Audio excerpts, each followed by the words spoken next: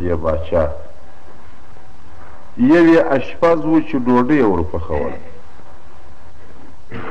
د باچا د اشپزۍ دپاره مقرره وه یو یې بیا هغه څوک چې ودت یې شراب ور برابرول انګور راوړل یا غنم خشتول یا بیا ورستول بیا در لاس ایستل یعنې په دې کارخانه کې د دې شرابو دی مقرره و دا کاروبار یې کوه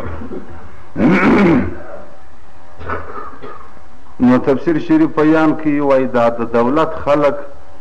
د دې عزیز المصر څخه په تکلیف وه قانون دا دی هر بادشاه چې ظلم کوي هغه رعیت یې نشي زغملی کتابي خبره د یقین وایي بادشاهي د کفر سره دوام کولی شي چې بادشاه دې کافر یي 10 کاله دې پر یو بادشاهي باندې تېر کړي 50 کاله دې تېر کړي د کفر سره بادشاهي دوام د بادشاه سره کولی شي مګر د ظلم سره دوام نه لري ظالم دشتي په دشتي د بینه ځي د ظالم دشمنان د خدای قدرت په هره کوڅه او په هره کونه کې ناست نو دغه عزیز المصر څخه وایي د دې دولت بعضې خلک په عذاب وه اخر یې یو میټینګ یو مجلس سره وکړي یو شورا یې سره جوړه کړله چې په څه چم به لاس یا لار ودته جوړه کړو قرار یې دغه 2 کسان د باچا چې دا یوه یې اشپزي کول او دا بل یې دا د شرابو کاروبار کوي شراب یې ور جوړوله د دغو 2 کسانو سره یې لاس بسته کړي دا د دولت رعیتو خلکو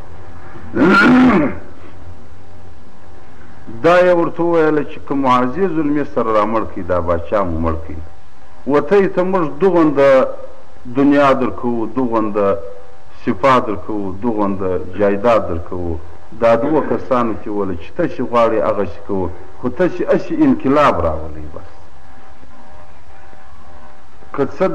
دوی اوس هم باچاان دي نو څه فرق یې دی یو چې د باچا د خوړو وخت سي سترخان ورته هواروي دشي ورته ایږدي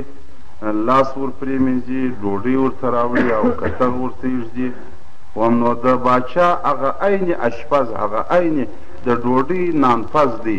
نو څوک څه ویلی شي چې دی وایي هغه به کېږي دا بل باچا چې څنګه ګوله پورته کېدی ګیلاس په لاس کې ورته نه شي نو ګای اوبه د مخه وچښي ګای خواړه د مخه وخوري پر دا قسم دواړه د حضور مقرب خلک دي باچاان دي مګر بیا هم دې پیسو دې شیانو سره په تمه کړله په امید یې کړله د دې خلکو سره یې ښه دی وکړلی چې ښه دی دا کار موږ کوو عزیز به در مړ کړو نو به ایا دې په خپل لړمانه کې یې 2 بمه ورته ښخ کړله نو بعد هغې څخه دوی 2 سره وویله دغه اشپز و د اوبو والا چې څنګه یې کوو وژنو یې په څه چم هغې ویل وژنګ یې اسانه دی و اشپز چې وویله ول ته به خوړو ته زار ور واچې اوبو والا ورته ویل زه بیا اوبو ته ور واچوم دواړه بیا ورغلو دا سبا د چشي ورځ ده په دا پلانکۍ ورځ یا د چهارشنبې ورځ یا د ششنبې ورځ یا د یکشنبې ورځ دا زما او ستا نښاني زار به ته ور واچې زه بیا ور واچم چې وار یې وړو ورته کښېبېدو کېدی و چې ډوډۍ د مخه وخوړله ستا په زارو به مړ شي چې اوبه راکړه اوبه به زه ورکړم زما په زارو به مړ شي خدای به د بینه یوسو بیا که داسې و څوک به راپوه نه شي ولې ما و تا د ډېر وخت اعتمادیان یې له دې باچا که داسې و چې څوک راپوه سو نو بیا هم دا د رعیت را باندې ولاړ دی جیلیان مو پیژني او فلانکیان مو پیژني جلادان مو پیژني دا اعتبار لرو یو رقم ځان یې لکه ورشي پیغام قرار یې هغه ورځ سره وټاکله موږ به وایو چې دا انقلاب د اوس وخت شی دی دا بیخي سابقه شی دی دا ډېر وخت شی دی او هر چا ته په خپل کور کې مدیانو دښمنان د بیابان هغې خو حمله او څپه نه شي کولی چې دلته ریښه پیدا نه کړي دلته پر یو بند پر یو اټ باندې ګوته کښېنوي بالا نانوای څه وکړله یا شپز غرمه و بوړ و چرګ وارشې ورجوي چې ورته تیار یې کړلې صاحب منه یو ښه موټ زار یې راواخیستله کرار یې په ولړه بیا سده یې ښه نقشې کړله اوبو والا نه ور واچوله دا تېر وخت دا ډېر وخت دا ناز و نواز یې د دغه سترګو څه نه دورې کېدی نه یاره دا بدکار دی ظلم دی دا څومره یې نازولی یم څومره لوړه تنخوا راکوي پر څنګه موټرانو کې مې فرض کړه پر څنګه اسانو پر څنګه ګلانو مې ګرځي زما جمله ماته شي چې زه به د داسې منعم او د داسې بادشاه هلاک راولم او زار ورکوم د ځانه سره یې دا سوچ وکړي هېڅوک یې نه دی خبر کړی ورځ هغه د زارو ټاکلې ورځ د تقریبا اوبو والا نه ور واچوله ډوډۍ والا ور واچوله دا دی وخت د غرمې سو د ډوډۍ وخت سو اشپز ډوډۍ راوړه و باچا ته یې کښېښول اوبو والا یا شراب والا شراب ور ورته کښېښول بالا یې نو د شي مشي ورته راواخیستې چې لاس یې ور پرېوت دسترخوان یې ورته هوار کړي ډوډۍ یې ورته کښېښول دا غابونه یې پر راوڅکوله ګیلاس یې ورته کښېښوی اوس به باچا شروع کوي په ډوډۍ د دې اوبو والا خوله نه ودرېده ولې په دې خبر دی چې ما خو اوبو ته نه جوړ اچولې مګر دی خو وراچوي باره یې ورته ویل باچا صاحب هغه ورته ویل ډوډۍ مه خوره ده ورته ویل ولې ول په ډوډۍ کې خطر د هلاکت پروت دی زار په ګډ کې نانوای فکر وکړي چې زوی ورور دې عمره خو په غرغړه یې ورکړلې باره یې ورته ویل باچا صاحب هغه ورته ویل ها ول اوبه م وڅښه ده ورته ویل ولې ول زار په ګډ کې اوس د دوی خو دا خیال دی چې دواړو نو دا ورځ ټاکلې نو چې ته ما رسوا کوې زه تا ولې پرېږدم بادشاه صاحب لاس چینې پورته کړي باره یې دې اوبو والا ته ویله ول راس دې ته ساقي وایي په عربي ژبه اوبه والا چې راتېر سو باره یې ول ونیسه دا اوبه وڅښه دا تا چې راوړي دي دا به ته څښې هغه ول بسم الله کلار یې ګیلاس پر سر باندې پورته کړي خو هېڅ شی نه و پکښې کې ویې څښلی دغه ته ول نانوای ته یا شپږ ته ول راتېر سه راسه دا ډوډۍ وخوره هغه ول یا صاحب ډوډۍ نه خورم ول ډوډۍ څنګه نه خورې په ما یې خورې چې نه خورې ول یا صاحب زه نه خورم باره یې نو اقرار ځینې وپوښتئ نو بعضې روایت وایي چې بعد هغې دا ډوډۍ دوی خیال دې ناست دي دوی مشوره دا ډوډۍ یې بیا یو ګوله او یو حیوان ته ور وغورځول هغه چې ما دې څکه په وکړله آیا دې بیا سر و پښې و اندامونه ولاړه سره ویو بام ودرېدله داسې زار یې په ګټ کړي دي ظالم نو عباره دوی دوه کښېنوله د دوی دوه چې پوښتنه وکړله چې دا څه کیسه ده دا ولې دوی د سره څه دا کیسه ورته وکړله دا اوبه والا ورته شروع سو ول صاحب دا داسې کیسه وه داسې کیسه وه چې داسې د دولت خلکو د دولت رایتو زموږ سره داسې پټ مجلس وکړي او دومره خلک وه دغه شی راته وویله دغه شی راته وویله موږ ښه دی ورسره وکړي یقین در کولی مې مګر بیا مې په دې زړه کې دا ستا د ښو خویو او ستا د ښو انسانیت او ستا د ښه شرافته څه چې زموږ سره دې کړی وو ستا د ښو غټو تنخواو د غټو عوضو زه شرمېدم ما نه ور واچوله کنې ورځ مو ټاکلې وه مګر ده ور ادا دې ور اچولي دي نو ما ویله چې وروا مې نه چول نو د بل په هغې چې مړ شم زما څه ګټه در ورسېدل نو مې دا دی خبر کړلی باره نو بادشاه را ولاړ سو دواړه چې ولې مو وار د واره د دې خلکو سره لا و یا ښه دی کاوی لنډېده کنې په اوبو والا کې تاوان نه و دواړه یې را واخیستله سزا یې کړله بادشاه یې چیرې یې لکوي دواړه یې سزا کړله دواړه یې و جیل ته ور واستول جیل ته چې ور واستول یوسف علیه الصلاة وسلام چې ولیدله دام د زلیخا د کور بوله تقریبا دام ته جیل ته جوړ بس د ده سترګې پر دوی وموښتلې د دې هغې پر ده وموښتې او ځوانه جوړې په خیر سلامت یا خپل غوړو ملاقات یې سره وکړي دام ورسره بندیان شول 5 کاله بعده په دې 5 کاله دننه کې دغو دوو جیلانو چې یوسف علیه السلام ولیدی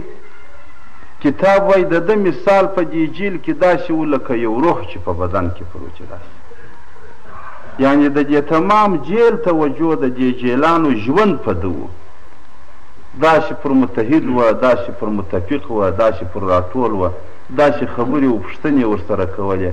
او خوبونه یې لیدله خوبونه بیا و ده ته ویل ده به خوبونه ورته ترجمه کول یوسف علیه السلام باره د دوی دوه دا زړه وغوښتله چې راسئ موږ هم یا د دې جیل خلک به ځان ته رارجه کړو یا راسئ په ده یو تجربه و امتحان وکړو چې دا د کومې خوا ګټ دی چې په ورسته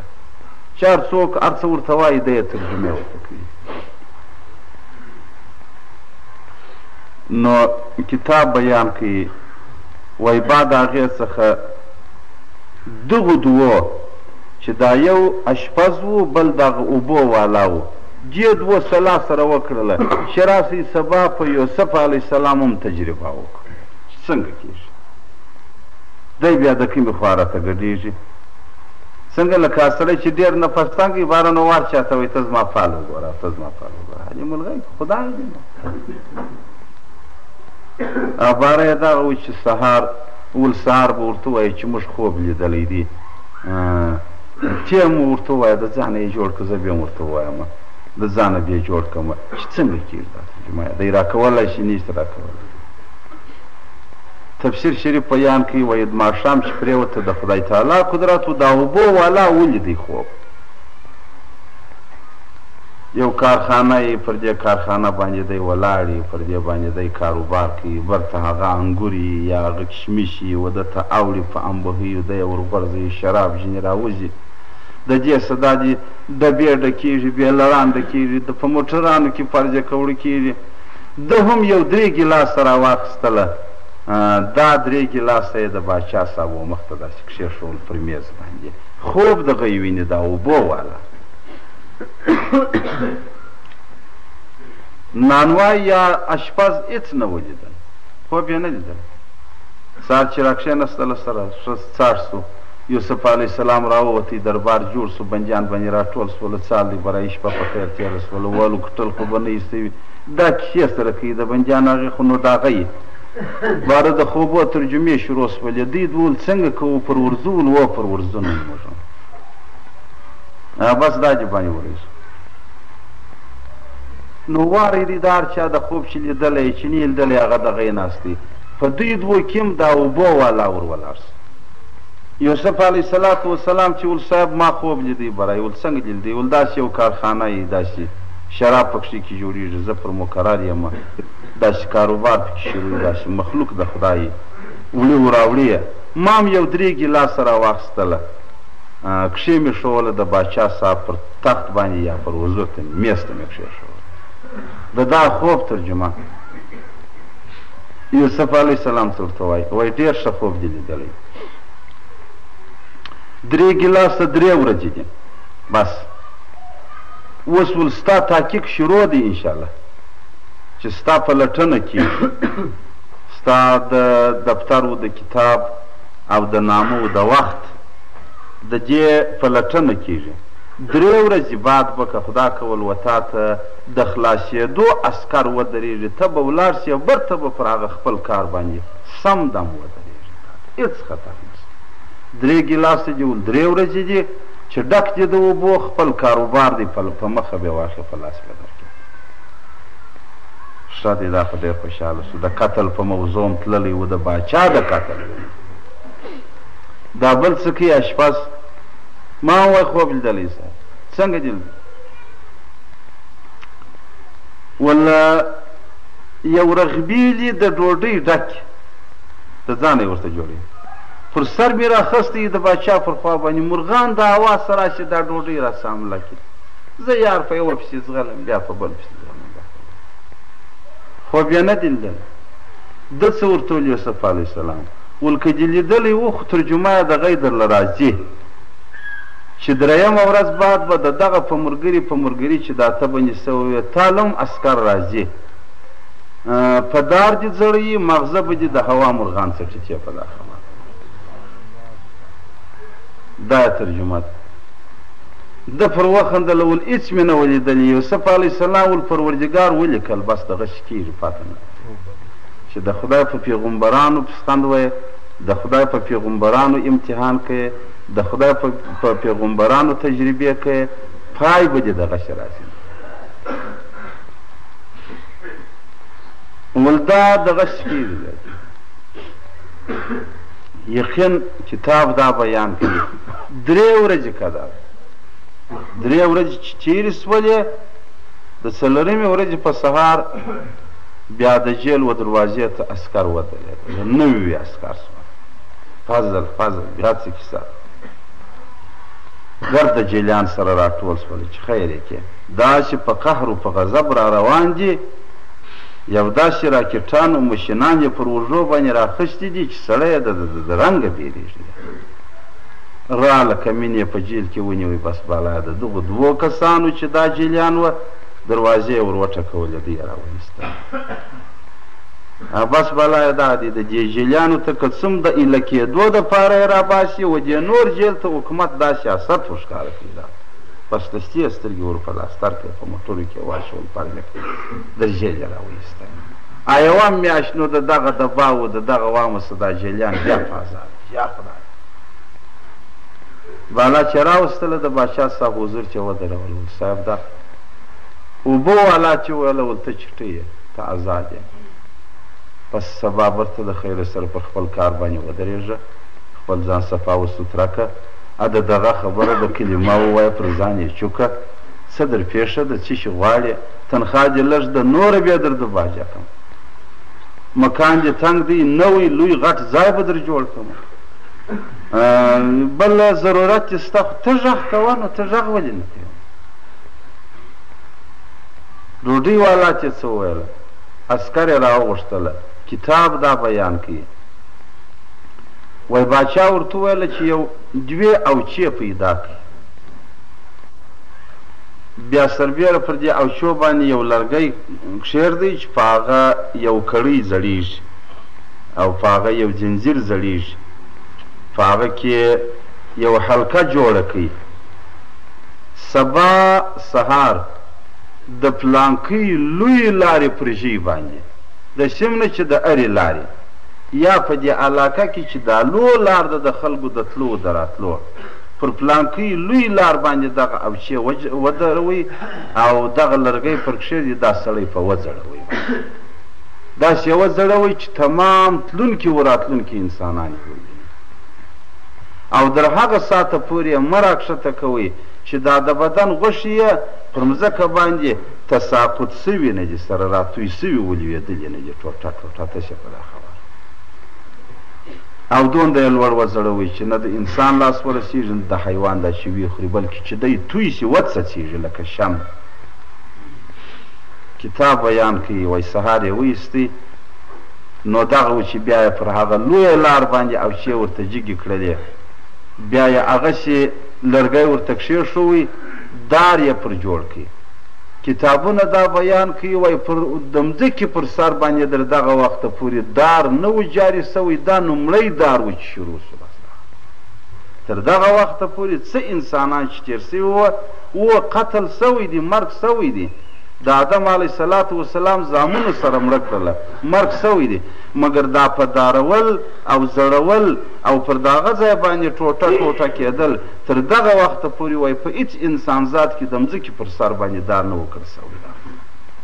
دا لومړی دار و چې بیا یې ورته کښېښوئ او لومړی جیل و په دا شکل سره چې دا یې ورته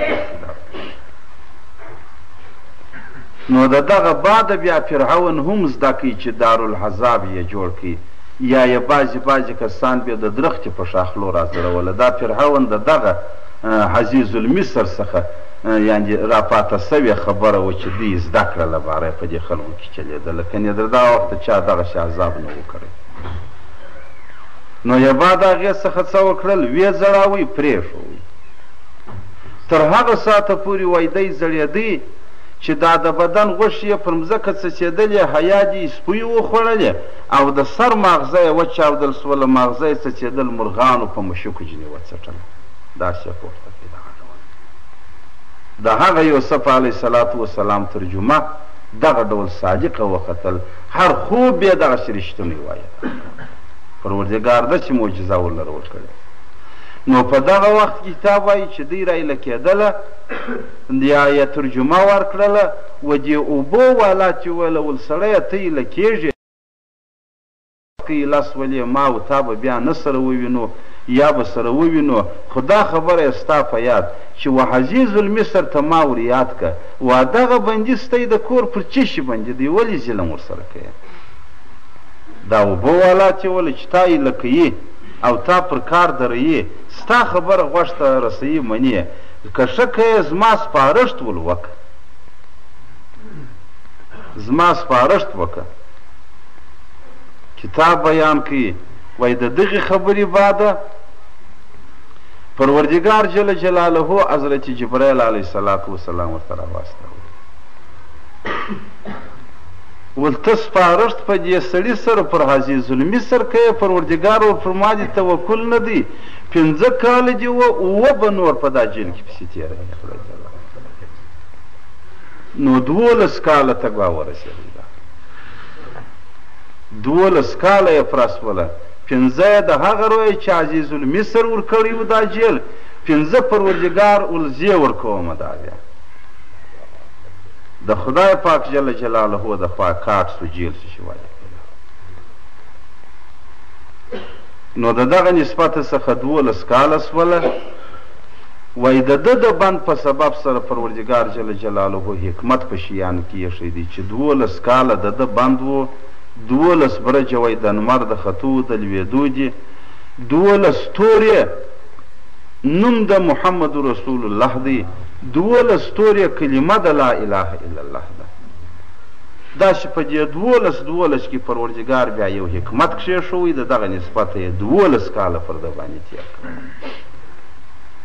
12 کاله د ده جیل سو. بعضې روایات وایي د دغه نسبت څخه چې ده و دې سړي ته د خپل ځان په سپارښت کې ورکړي چې اذکر عند ربک، څنګه اذکر عند ربک، دغه توري بیا ته حساب کوي 12 توري دي. اذکر عند ربک 12 توري دي چې ده دا خبره کړې وه هغه سړي ته چې ما ذکر که ستا د باچا په مخ کې دا توري دا کلمه چې ده ویلې وه 12 وه، پروردګار د هر توري په مقابل کې یو کال جیل ورکوي. حتی د خدای فضل پر اوسه کې نور تقریر پسې ورته کړی وای، پروردګار به په 100 کلو ته تقریبا هر څو چې د ده کلمه زیاتېدلی خدای به د هر توري په مقابل کې جیل و عذاب ورته راستلی. د ده 12 کلمې ویلي دي. نو که 14 وای 14 کاله به سوي وای، که 14 وای 14 کاله به سوي وای، که 15 تورې وای تورې و کال سره ولاړ. هغه و چې هغه سړی راغللی صاحب مانه چې دا رایله سو، خو د ده لا دلته 15 کاله کېدله. ول ما ور یاد که هغه چې راغللی چې باچا ایله کړي یا بل یې په دار کې اخې شان سوله، مبارکۍ سولې، دسملان سوله، کلچې سولې، کیکان سوله، پسونه سوله، ورته راشروع سوله چې د جیل رایله سوی دی او آزاد سو، ایله سو، دغه تهمت او د کودتا د کیسې څخه خلاص سو، د سړي ګر سره جیل و جیلخانه یې رسول. نو تر دغه ځایه پورې د دې رکو مضمون دی. بعد هغې به نو بیا چې 12 کاله د یوسف علیه السلام پره کېږي، باچا به بیا خوب ویني، بیا به رایله کېږي، بیا به نو دی پر خپلو کاروبار درېږي. تفسیر کې بیان دی وایي په 4 کسانو په ورځ د قیامت پروردګار پر بندګانو، پر ټولو بندګانو باندې حجت و دلیل پیښوي. ګورئ، یو یوسف علیه السلام دی، دا یو ایوب علیه السلام دی، دا 2، یو سلیمان علیه السلام دی، دا 3، یو عیسی علیه السلام دی، دا 4. په دې 4 پیغمبرانو سره پروردګار په ورځ د قیامت پر ټوله امتو باندې دلیل پیښوي. څنګه دلیل پیښوي؟ یوسف علیه السلام په دې سره دلیل پر پیښوي، په یوسف علیه السلام سره وای بندگان به پروردګار را سره راټول کړي ورته ووایي و دې بندګانو ته چې د خدای عبادت و د خدای بندګي یې نه یې کړې پوره ورته ووایي الله رب العزت چې ای زما بنده ای زما بندګانو تاسې ولې زما په عبادت کې تقصیر و کمي وکړله دوی به څه ورته وایي وای الهي پروردګاره موږ غریبان وو موږ مزدوران وو موږ غلامان وو موږ د بل در لاس لاندې وو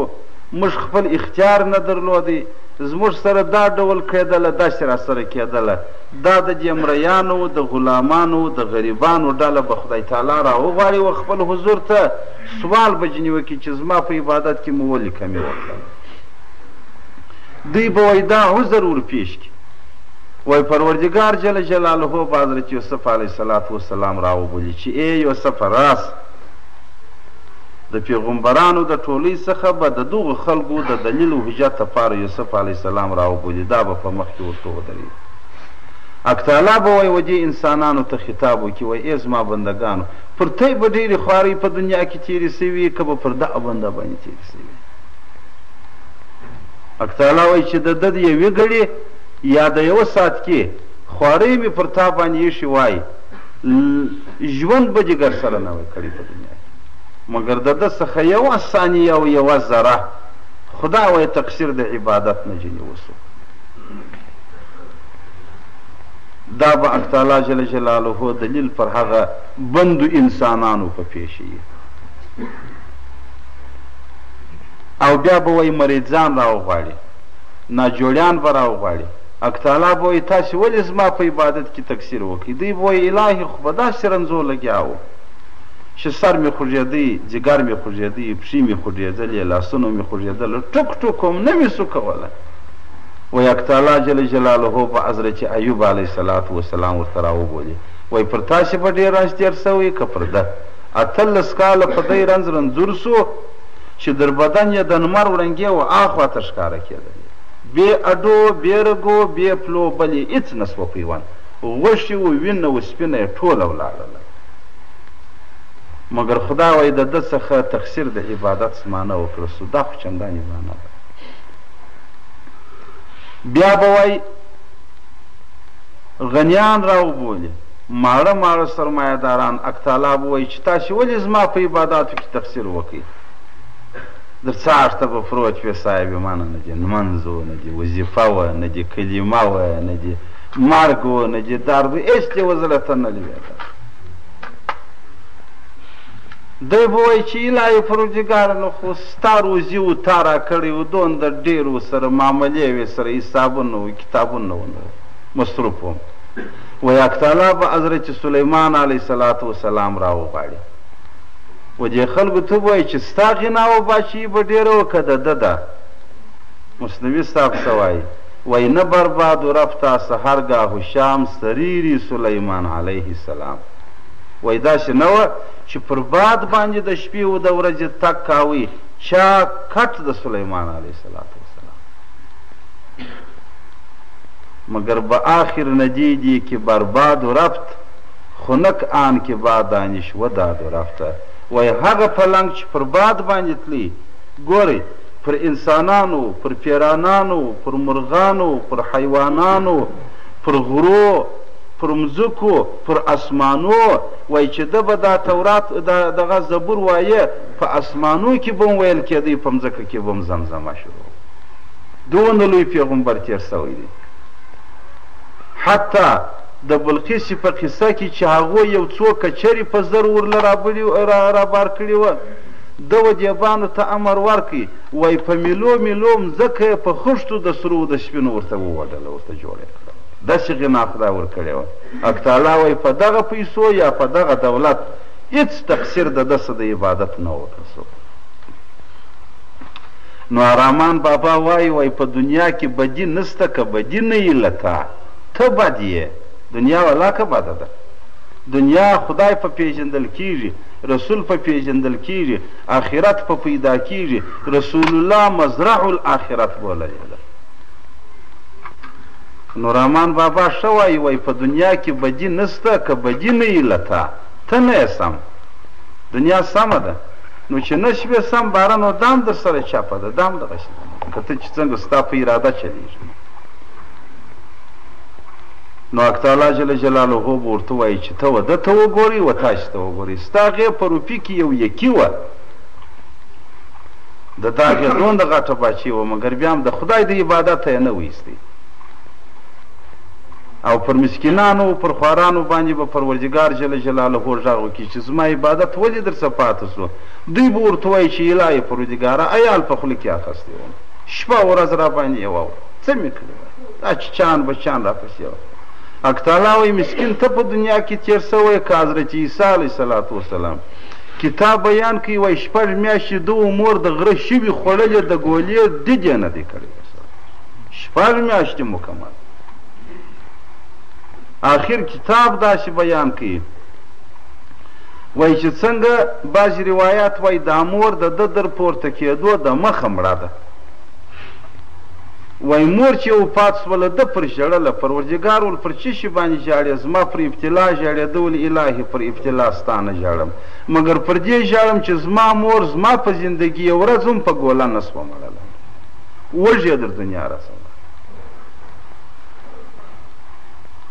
نو در دغه اندازې پورې بعضې روایات وایي دی پورته سو مور یې بیا وروسته در دې وفات سوې ده کتاب دا بیان کوي وایي څنګه چې دی ملایکو دی خې د قتل و خونې ته نه نیستلی و چې وژي یې دی چې پورته کوي در کولک یې وایستي وایي یار یې د مور زیارت ته وروستی مور په غېږ کې ټینګ بیا چې څنګه پورته کېدی وایي دې دا پر ژړله ول زما چیچی یې په دې زندګي کې مې په ګوله نه کړلې مور یې ووایي ورته ویل بل و بل ته دومره مسکینان تېر سوي دي او کتاب یې وخت باران باندې شروع سو نو بالا دی د خلکو سره ناست و ډېر سخت ژلی و باران وي نو بیا دا خلک ولاړه سره کورو ته ده ځای نه درلودی وایي غر ورنږدې و غره ته ورایست چې څنګه ورغلی باره یو غار پیدا کړله په دې چې ننوتی کتاب داسې بیان کوي وایي په هغه کې یو چر مشپروت د ځانه سره دا سوچ وکړي چې دا د ده کور دی چې کوم چې په څنګه نو بیا واک تعالی تفاس وکړي چې الهي په دنیا کې دې و هر چا ته پر سر د مځکې یو سرپناه ورکړې ده حق تعالی ول که ته شوکي یې تا ته هم در کوم ده ول نو چیرې بیا راکړې څنګه بیا راکړې حق تعالی وویله ول د قلزم دریاب یې بولي د دغه ژیله ورسه په دغه کې مځکه ده هر څه بنا چې پر جوړه یې تا ته اجازه ده دی چې وایي راغللی هغه د دریاب ژیر یک بسته مځکه ورته ودرېدی دا مځکه چې ګام یې پر کښېښوی نه یې هغه بلوسه مځکه یې دی ښورېدلی ولې الهی پروردګاره دا خو ځای د قرار نه دی دا خو ځای د اضطراب دی دا خو نه دیوال پر تکیه کېږي نه سړی پر ارامېږي نه خوب پر کېږي نه خوراک حق تعالی جل جلاله د دنیا زندګي ټوله داسې مضطربه خو هسې خلک سر نه په خلاصوي سر عمر د اومسپن سي بنګله د اوسپنې د دنیا زندگی پروردگار ټول دغه شی استرابي زندگی ده نن به سبا بنه نن به سبا بنه اوس به بیا بنه دغه ژوند مگر خدا دې چې ول د خلکو سر نه په خلاصيږي خلکو دا وزین ته نږدې کړی ده چې زبیم لا بیم لا بیم لا بیم ولی که د زبیم و لا بیم چورخې نه وای نو به دې دغه شی نه کوله لکه دا اوس چې نو حق تعالی مو دې وساتي کتاب دا بیان کوي وایي دا څلورې ډلې به راټولې کړي په دغو څلورو پیغمبرانو به دلیل پر پیش کړي بعضې روایات وایي اخر به حق تعالی فیصله وکړي چې دا څلور سره ډلې و دوژخ ته نو حق تعالی مو دې وساتي ولې خو تقصیر د خدای په عبادت کې ځینې کړه سوی و بسم الله الرحمن الرحیم ترجمه به شروع کو ودخل معه السجن فتیان خدای وای داخل سوله د د بنده بعد و بنته دوه کسان نور قال احدهما وویل دا یوه ورته د خوب په معنا ول صاحب انی ارینی ما ته دا راښکاره سوله چې اعصرو خمره ما شراب جوړوله برته مې انګور را زبېښله او نښتېځله مې ګیلاسونه مې و باچا ته ورډکوله وقال الاخر دا بل وویل هغه اشپز ول انی ارینی ما ته بیا دا راښکاره سوه په خوب کې چې احملو راخستې مې و فوق رأسي بالا پر سر خبزن ډوډۍ په یو زنبیل کې مې راخستې ده تأکل الطویر منه مرغانو راڅه وخوړل دې وایي نه دی لیدلی خوب د ځانه یې ورته جوړ کړ نبئنا بتاویله موږ ته خبر په ترجمه سره د دې خوب راکه انا نراک من المحسنین موږ تا بولو د نیکانو څه ډېرې ښې ترجمې کوي قاله ده ورته وویله ولا یأتیکما طعام ترزقانه ګورئ کنایتن یې ودې اشپز ته ور یاده کړله والله یأتیکما نه به یې راغلی تی ته طعامون داسې ډوډۍ ترزقانه چې تاسې دې باچا ته ور اخښتي مه کوه نه به دې لیدلی و اوبه والا ته نه وایي دوغنده معجزه او دوغنده علم او دوغنده پوهي پروردګار ورکړې ده اوبه والا چې ترجمه ورکړله و ډوډۍ والا چې ول نه به یې درله راغلی داسې ده ول یا ما دې قرآن وایي ما دې خدا وایي نو خو دشتي قسمونه دي ستا ولې یو د پښتانه خو دا قاعده ده که چې پر خبره را وګرځاوي او دی پوه سو چې اوس پکې درېږم دا خبر بالا نو ستاسو هغه پوښتنه د په قسمو په قرآنو په شلیک یې در څه ورکوي ده ول ښه ول الا نبأتکما بتاویله ول نو که درله راغلی و زه به هم ترجمه درکمه قبل ان یأتیکما د مخه در راتګ زه به اوس وتی ته ترجمه د دې درکم ذلکما مما علمني ربي دا ترجمه در کومه د دې رویه نه چې زه یم دا ول ما ته خدای معجزه را کړې ده خدای ما ته راښولې ده او بل د دې رویه چې اني ما ترکتو پرېښی دي ملت قوم پیروي د هغه چا چې لا یؤمنون بالله ایمان پر خدای نه لري یعنی د کافرانو څخه کنار ګرځېدلی یم د فاسقانو څخه لرې ګرځېدلی یم د فاجرانو و د ظالمانو څخه لرې ګرځېدلی یم یوسف علیه السلام ورته ویله په ما کې دا خویونه نسته وهم بالآخرة هم کافرون او د هغو کسانو څخه کنار ګرځېدلی یم په پیروي کې چې دوی پر آخرت باندې انکار دي واتبعتو پیروي مې کړې ده ملت یې د مسلک آبا زما د پلارانو چې ابراهیم و اسحاق و یعقوب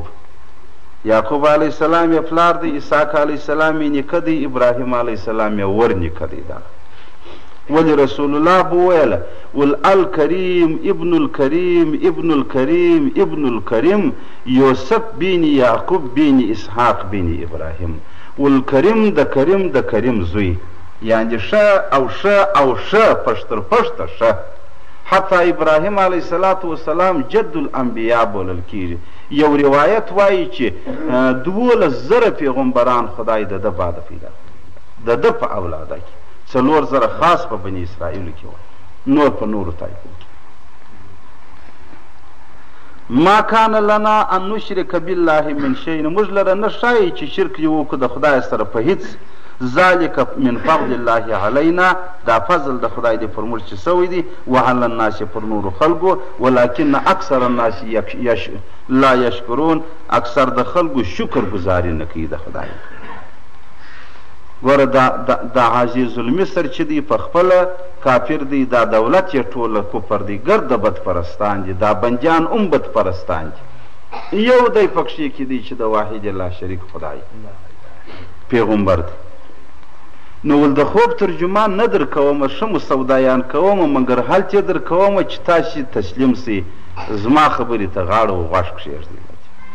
نو نصیحت یار ورته شروع کړي ولیا صاحبه سجنې ای زما ملګرو د بند ارباب متفرقون آیا ډیر خدایان به نو خیر خیر ام الله الواحد القهار که هغه خدای چې واحد لا شریک دی او هغه قهار ذات چې اوم ځکې و اسمانونه د قهاریت تر نامه لاندې پراته دي ما تعبدون من دونه الا اسماء دا تی چې عبادت کوئ دا نومان دي سمیتموها چې تاسې پرې ایښي دي انتم تی و اباؤکم پلارانو ما انزل الله بها من سلطان خدای پر دې باندې هېڅ دلیل نه دی راستولی چې دا خدای دی یا دا خدای نعوذ بالله دا نشي کېدلی ان الحکم الا لله فیصله د دې خدای لره ده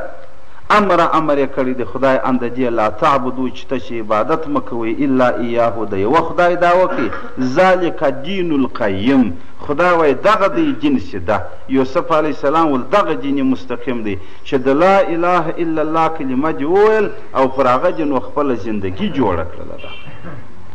ولکن اکثر الناس لا یعلمون اکثر د خلکو نه پوهیږي باره نو اوس د خوب ترجمه پر راواستول یا صاحبی سجن ای ملګرو اما احدکما یو فیسقي ربه خمره برته به ایله پر خپل کار به ودرېږي شراب به جوړوي و اما الاخر دا بل نانوایه هغه ولا ول فیسلبو وبه دې ځړوي فتأکل الطویر من رأسه مرغان به دې ماغزه د سر وڅټي هغه څه ورته ویله ول ما نه دی لیدلی صاحب ده ورته ویل قضي الامر الذي فيه تستفتیان ول اوس نو فیصله وسوله په هغه څه کې چې ته یې غوښتله ده او وقال وی ویل للذي و هغه یوه ته ځوانه چې د ده خیال و چې انه ناجي منهما خلاصیږي ول اذکرني عند ربک دغه تورې بیا ته حساب کړي 12 دي اذکرني ول ذکر مې که عند ربک په نیز د رب ستا هغه چې ده اذکرني ووایه اکتالا د هر تورې په مقابل کې یو کال جیل بل وربالا کړله ځه هغه د هغه باچا جیل و خدای ول دا بیا زما غیبسي کاټ کړه هغه چې ده ایلسو په انصاحو شیطان و شیطان ځینې یېر کوي ذکر ربه د ده یادول په نیز د هغه باچا نو هغه دی چې په لبې څه درنګ یې وکړي پي سجن یې په دې بند کې بغضع سنین 12 کاله اکتالا مجھے وسعت خدا کی توفیق دا خیر دا یقی راکی الحمدللہ رب العالمین والصلاة والسلام على خير خلقه محمد وعلى آله وأصحابه وأتباعه أجمعين ربنا تقبل منا إنك أنت السميع العليم وتب علينا إنك أنت التواب الرحيم اللهم أحسن عاقبتنا في الأمور كلها وأجرنا من خزي الدنيا وعذاب الآخرة اللهم احفظنا عن الآفات والبليات والشرور والهموم والمصيبات وصلى الله تعالى على خير خلقه محمد وعلى آله وأصحابه أجمعين